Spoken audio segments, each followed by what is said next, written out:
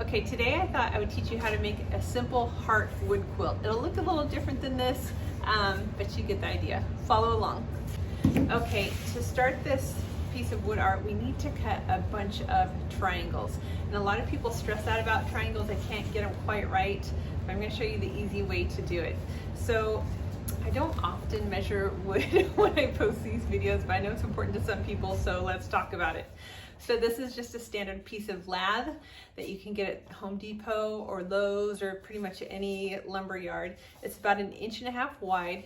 It's pretty thin, and it's about 4 feet long. So we're just going to take this to the table saw. We're going to do a 45-degree cut, and to do the triangle, we're just going to flip this back and forth, and your triangles will be perfect. Let me show you how.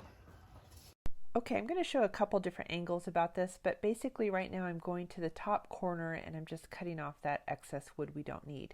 Then I'm turning it over and then I'm going right to the top corner again, and that gives you your triangle. Alright, I'm going to switch this just to a different view so you can see I made my last cut. I'm going to flip that wood over and move it so that the blade hits this top corner that I'm pointing to. And you can also put like a stop block on your miter saw so that it's perfect every single time. Okay, and I'll show you what that looks like. There you've got a triangle. So we'll cut 20 of those for each piece.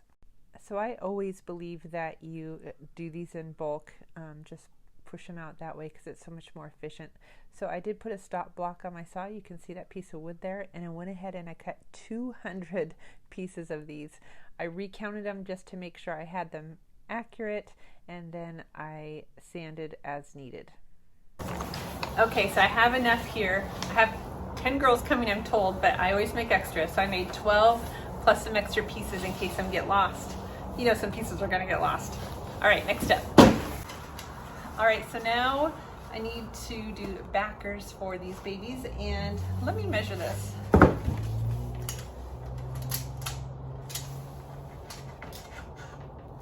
So this heart is measuring about 8 by 9. On this one I had some extra space because I was putting wording down here for customs years back. This time I'm just gonna make it big enough just for the heart. So I have this piece of wood left over from the holidays. I used it as a shelf for my show. It's about 11 inches wide, so I think I'll just cut them 11 by 11.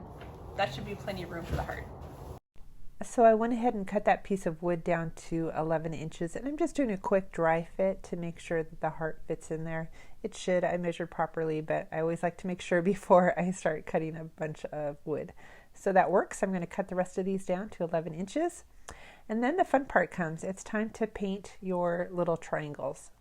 So you could paint them all one color, or there's 20 pieces. You could paint them 20 colors. I chose to paint in groups of 4, and I just chose some bright colors. Again, I'm doing these for the Girl Scouts, so I wanted to make them a little fun looking.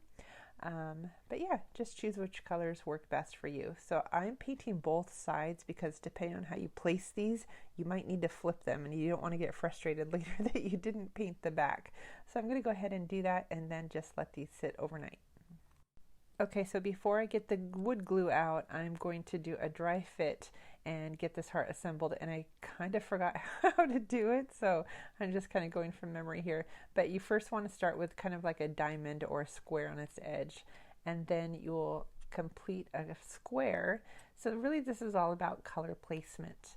And then I'm going to start doing the top of the heart, and then now I've kind of got a visual. I'll go from here, but I'll also put a pattern at the end so you can reference that if you like, or just take a snapshot of this and you'll see how to put it together. It's pretty easy once you get it going.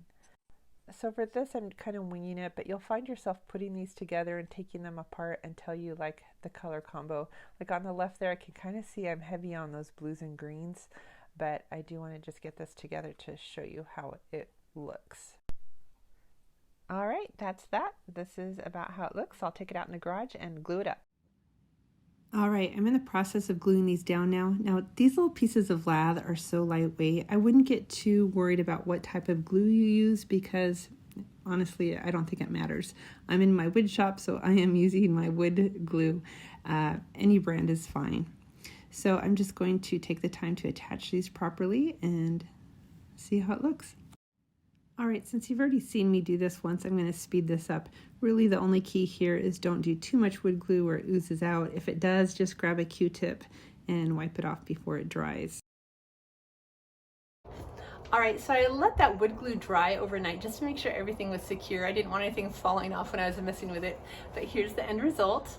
And I had some extra pieces, so I decided to do a more modern palette as well, and I can just flip it with the season. Like this would be super cute in the fall. This would be super cute in the spring and Valentine's Day. It just makes it more versatile. Now you can decide how you want to display it. You could drill 2 holes on top and have a ribbon and have it hanging by a nail. That would be super cute. Or in my case, I think I'm gonna do a double frame on it. So I'll just place, this is about 1 inch thick, so I'll place the frame so it appears from either side, and I'll be done. So I'm not going to go in depth on framing for this video. However, I do want to just address that instead of doing a miter joint, which can be more complicated for some people, I'm just doing a simple butt joint, meaning I butt the wood right up next to each other, and I just kind of measure with my fingers, mark the wood, and attach. Framing this way is super easy. It took me maybe 5 minutes to frame this total, and if you want, you can clamp it overnight. This piece is so small, it didn't really warrant that. So I'm just going to wrap this up. All right, I took that lath I showed you in the beginning that I cut these pieces out of, and I just put a simple frame on it with a tiny little overlap on this side and a little bit of a larger overlap on this side, but it kind of gives it a finished look. I like that. In the past, I have hung them from a string before, and that's super cute too. You really can't go wrong. All right, that concludes this class. I hope you liked it. If you like more, please like and subscribe. That enables me to keep on going on the YouTube channel. Thank you.